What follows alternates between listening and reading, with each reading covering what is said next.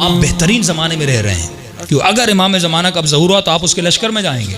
مولا علی کو امام کے صحابی نے روتے ہوئے دیکھا، فرمایا مولا کیوں رو رہے ہیں؟ امام فرماتے شوقا لرؤیتہ،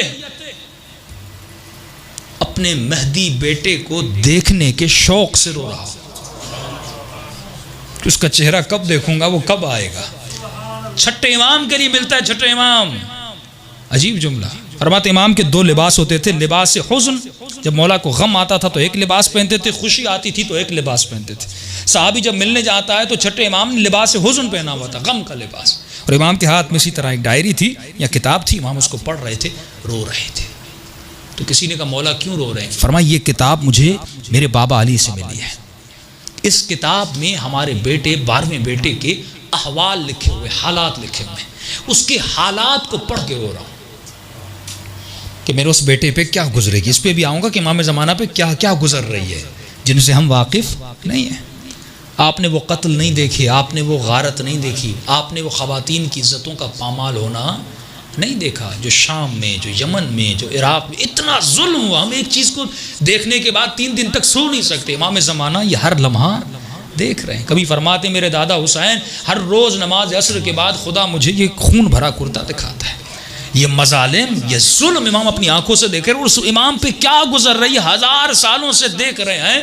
چھٹے امام فرماتے ہیں میں اس کے حالات کو پڑھ رہا ہوں اور رو رہا ہوں، اور جب بھی امام کا نام آتا تھا چھٹے امام اپنے بیٹے کے احترام میں کھڑے ہو جاتے تھے۔ اتنا مقام امام زمانہ کا۔ مقام کیوں ہے؟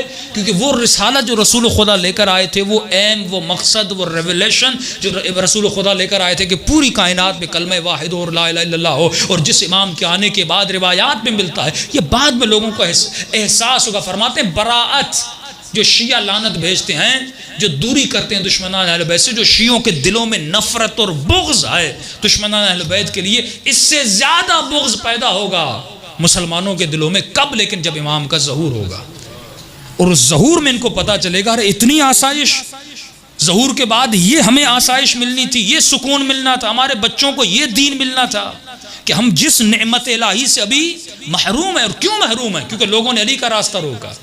اگر حسین کو حکومت کرنے دیتے، اگر علی کو حکومت کرنے دیتے، اگر حسن کو حکومت کرنے دیتے، اگر اولاد رسول کو حکومت کرنے دیتے، آج تمہارے بچے آسائش میں ہوتے، آج تمہارا بچہ بیمار نہ ہوتا۔ اور یہی ملتا ہے کہ جب امام زمانہ کا ظہور ہو جائے گا، فرماتے وہ حکومت مہدی جب پوری کائنات میں نظام مصطفیٰ نافذ ہو جائے گا، اس حکومت امام زمان میں کوئی بچہ بیمار نہیں ہوگا، کوئی بچہ کافر پیدا نہیں ہوگا، اس سوسائٹی میں کوئی چور پیدا نہیں ہوگا۔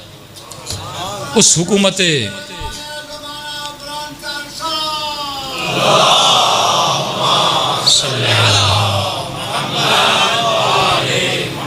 اس حکومت امام میں کوئی انسان بھوکھا رات کو نہیں سوئے گا۔ ان کو پتہ نہیں انہوں نے خود کو کس چیز سے محروم، ہم کیونکہ درد ہے نا شیعوں میں، ہمیں پتہ ہے انہوں نے اہل بیت کو حکومت کرنے نہیں دی اور ہم کس نعمت سے محروم ہو گئے، لیکن مسلمان تو علی کو جانتے نہیں نا۔